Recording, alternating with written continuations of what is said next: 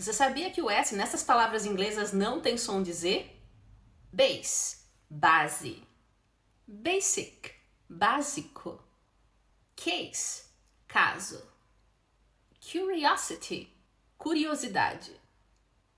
Curious, curioso. Disappear, desaparecer.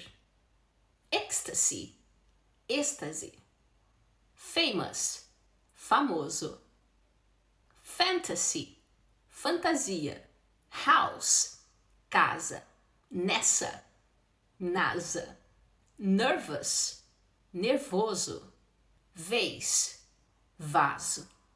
E aí, sabia dessa? Não esquece de curtir o vídeo e me segue para mais dicas. Bye!